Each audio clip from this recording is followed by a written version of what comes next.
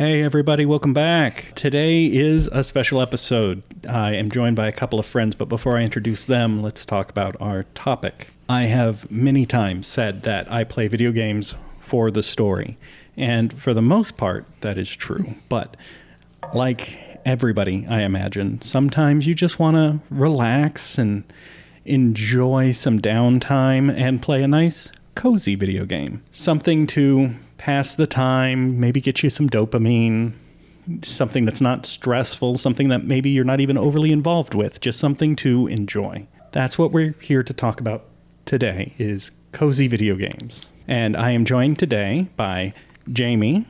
Say hello, Jamie. Hi, hello. Jamie has been with us previously on an episode, and I am joined by my friend Riley. Hello. And Riley is new to this and a little nervous, so be nice to her. Jamie, first of all, there's no rule that I'm applying for what is and isn't a cozy video game. Honestly, whatever it is that you like to relax with, I think should count as a cozy video game. So, Jamie, this entire thing came about from a conversation I was having with you, so I would like you to go first and just talk about some of the cozy video games that you enjoy. We're not looking for like a top 5 list or anything, just let's talk about some games. Yeah, all right. This conversation started because I had been playing No Man's Sky for a little while, which you'd previously played. Yes. And I wasn't expecting it to be a cozy video game when I started playing it, but it does kind of veer that way depending on how you want to play it. It's got a lot of open-endedness to where you can take it in the direction you want to. I would very much say that it's a cozy video game. I played it when it first came out. I was big on the hype, and I also was a little disappointed at the end result when it turned out to be kind of samey. But I replayed it a couple years ago, I think just a year ago, and it's a very different experience now, and it's just a good time. Yeah, I didn't play it when it first came out, so I was new to it now after all of the patching they'd added into it, so I think I was able to enjoy it a little more for a first-time player rather than back then. And I definitely think it fits into cozy video games because, like, there's the base building option. I found myself a nice tropical planet. Everything was pink. The temperature was comfortable. No aggressive wildlife. And it's like, cool, I'm going to build myself a house here on the edge of an ocean. Yeah, I found a beautiful green, lush planet with lakes and trees and no aggressive animals or sentinels, and I built myself a big, beautiful A-frame, mid-century modern style home with a giant greenhouse and a basement right next to a lake, and it's delightful. Yeah, and you can just spend your time exploring new planets and seeing new sights, and yeah, there's some space combat sometimes and some aggressive monsters, but most of it's just like going out, seeing what's there, and then at the end of the day, teleporting back to my home. Yeah, and I mean, if you want to go be a space pirate, do that, but, that's not how I'm playing it. Riley, what's a cozy video game of yours? We'll come back to more cozy video games of yours. We'll just go around. I mean, it's a little interesting that you say that, you talked about base building. So building and automation games are definitely in my type of cozy game. So stuff like Factorio or Satisfactory or Subnautica even, which I know most people think of as like horror, but for me, like it's like underwater, nice underwater, calm base building exploration. I'm totally into that when I'm looking for something to just sort of veg out to. So I haven't played Factorio, but I have a friend of mine, Ashley, who has played Factorio. So I've seen snippets of it, but could you give me just a brief overview? Sure. So Factorio is, the premise is sort of that you crash landed on a planet, an alien planet, kind of a generic story. And you start with some materials that are like handmade materials, and that's all you can do at first is hand make things. But the idea is that you're supposed to build a rocket to get off the planet, and a rocket is way too complicated to build by hand, so you end up making this enormous factory to automate the manufacture of all the parts that go into creating a rocket. And so by the time you get to the end of the game where you've blasted off in this rocket, you have this giant sprawling factory. So that actually sounds pretty fun. I may have to check that out at some point. Probably my classicest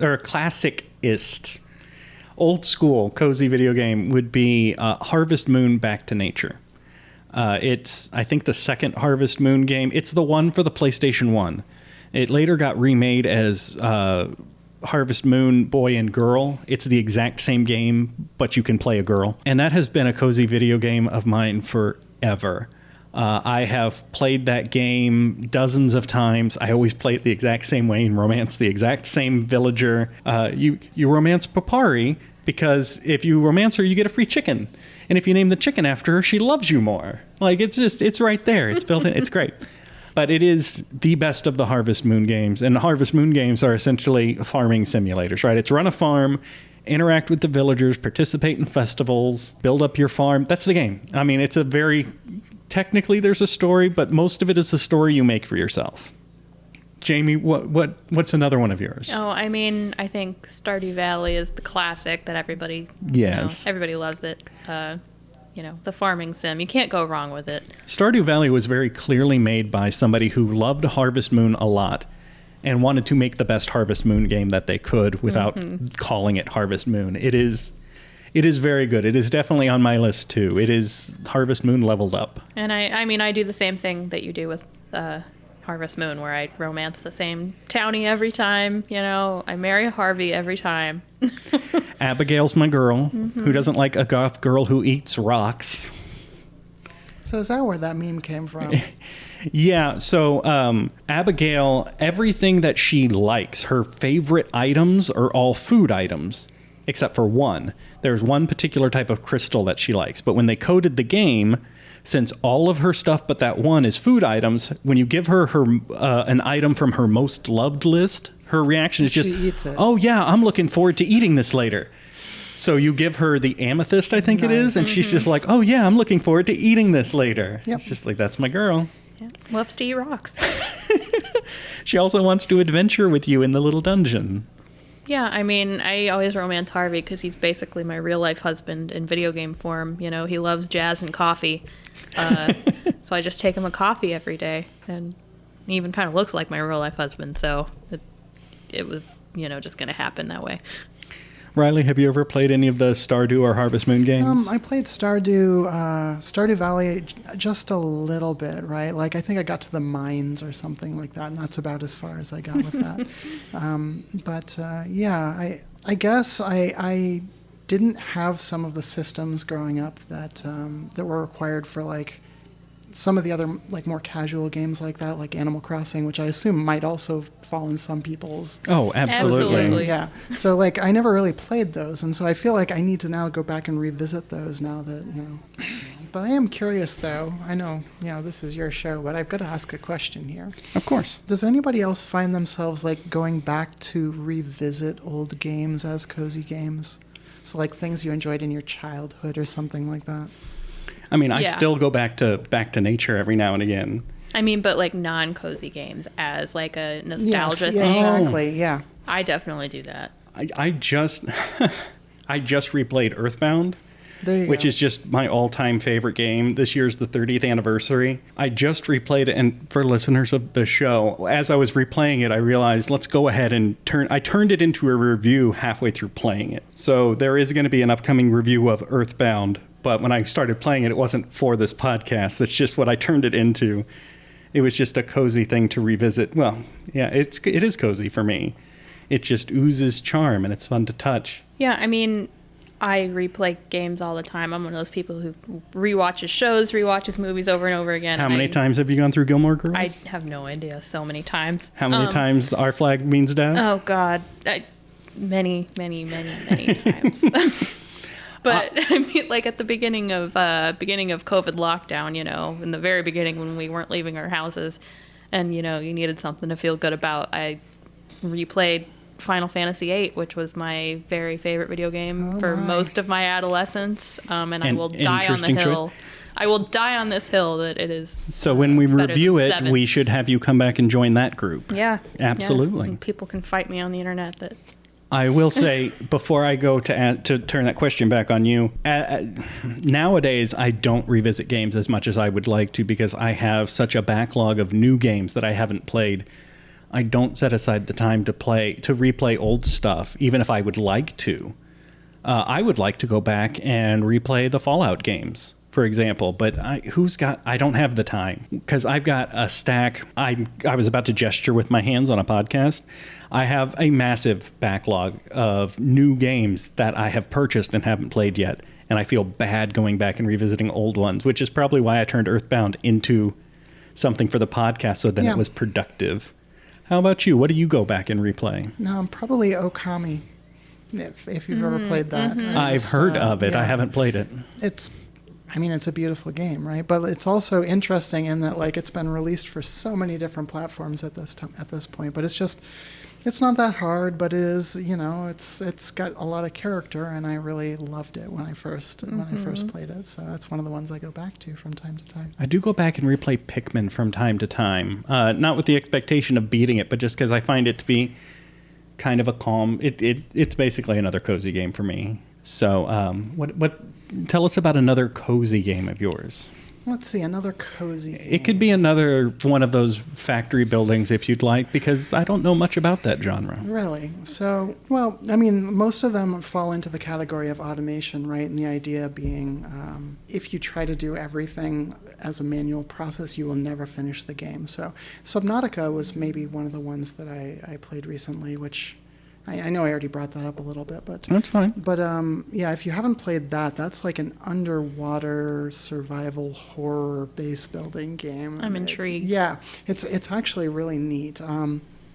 A lot of people that I've watched a couple playthroughs in addition to playing it through a couple times myself, but a lot of people really, really overdo the reactions on, like, meeting a sea monster or something like that. But, like, the landscapes they did are just fantastic, and it's like visiting, like, this alien world because it's all underwater. It's really, really neat. A newer cozy game of mine, and I just started playing this like last year or the year before. It's called Hard Space Shipbreaker.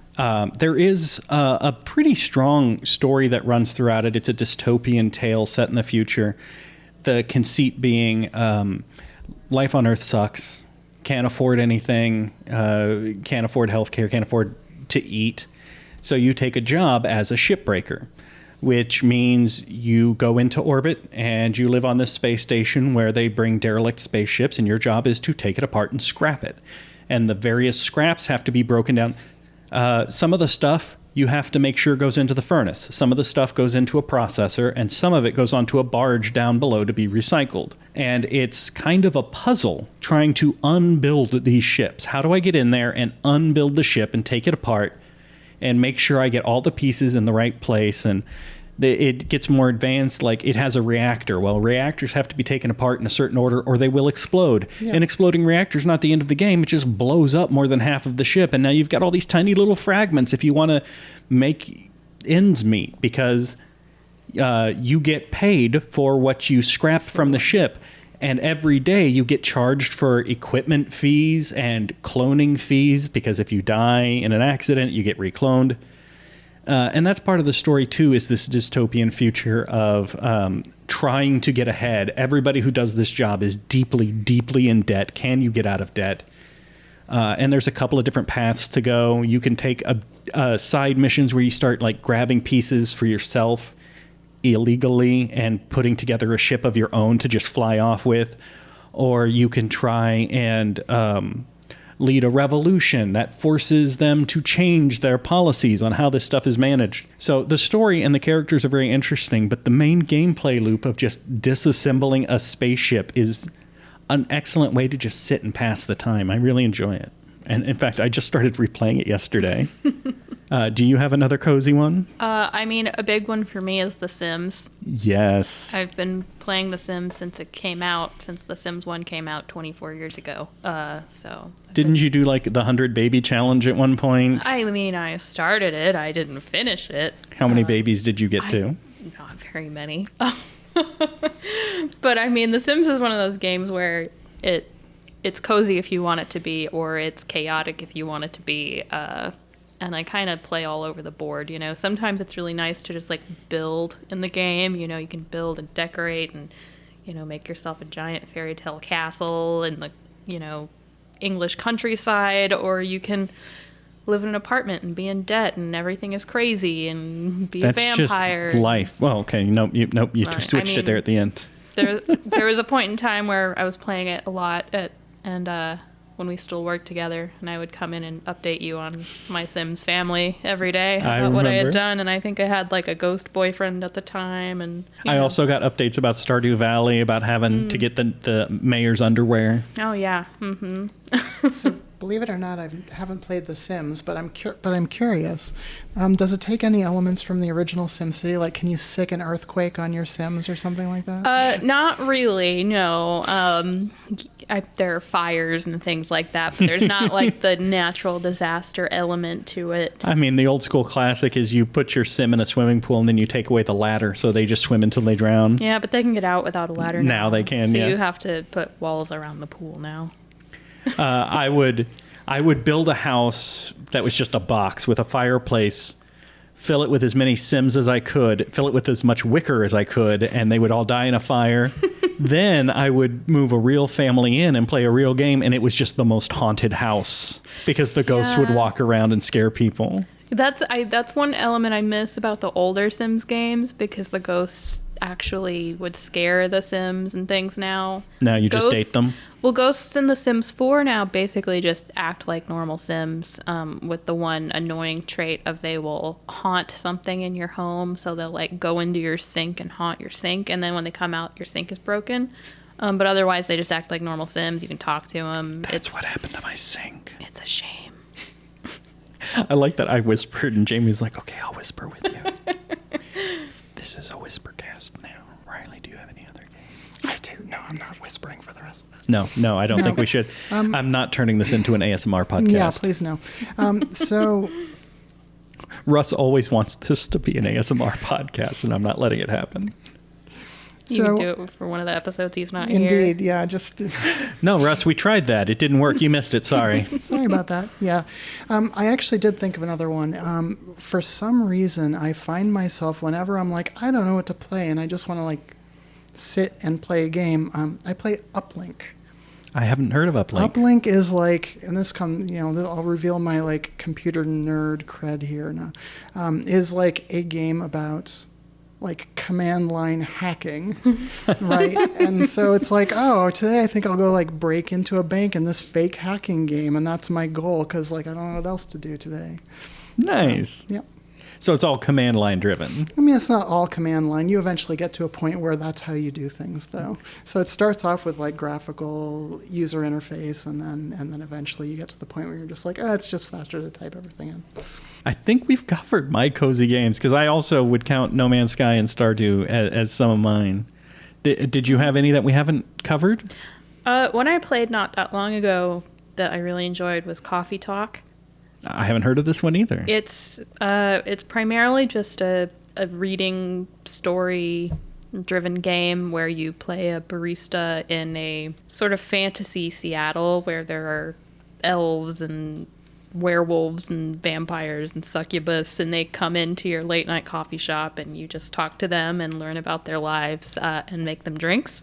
That sounds fantastic. Yeah, it's really does sound good. Pretty cool. And I think Coffee Talk 2 is out as well. I think there's a second one. I haven't played the second one yet. There is a game I played that's similar.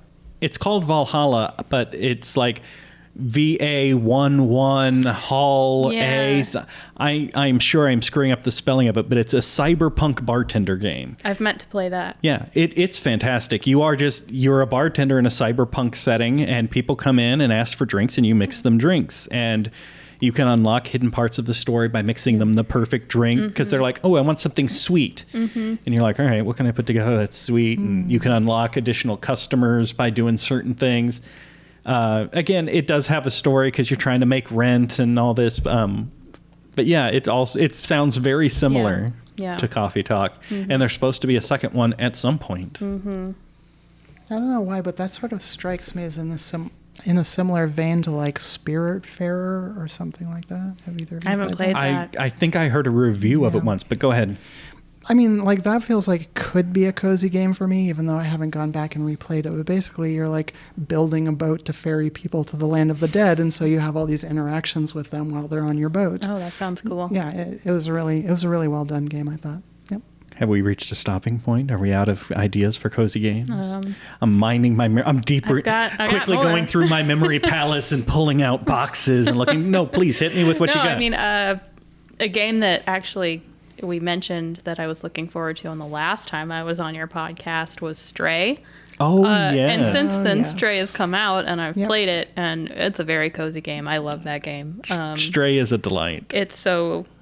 I mean, it's got some sad elements to it a little bit, but it's also... I love just exploring the little robot world and Interacting with the little robots. interacting with them and being a cute little orange kitty cat, you know? It is a short game, but I honestly think the length is in its favor. Yeah. It Yes. does not overstay its doesn't welcome linger. at all. It does exactly what it came here to do, which is hear 5,000 different kinds of meow, and then it goes. And the perfect cat physics, you know, that they got that cat going. I'm doing cat hand gestures Yes. for people at home. It sells really well on a podcast. I'm a professional podcaster, I swear. But yeah, and the world's just really cool in that game. I really like the aesthetics of the robots and everything, and the emoticons that show up on their faces. No, it's a great game. Another one that's a lot of fun that I recommended to a friend recently because they'd never heard of it. Untitled Goose Game. Oh, yeah, I've done that Yes. one. Yeah. That is some fun chaos. It's chaos, but it's also cozy. It's just this cute little quaint town, and you're just being a chaotic little goose. Getting chased away by the guy in his garden and stealing a kid's glasses. How about you, Riley? You got any more cozy games in the hopper?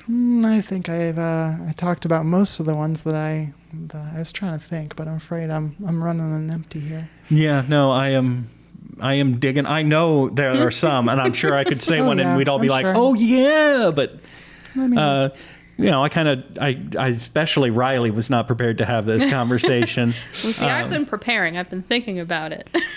Exactly one person prepared for this, and I appreciate well it. done. Thank you. I got one more. Bring it, for carrying bring it the on. conversation. Game made by some friends of ours, Mythic Ocean. Oh, that's very true. Mythic Ocean is a very cozy game. It was made by our friend Robin and her husband and a third person whose name I can't recall. Matt.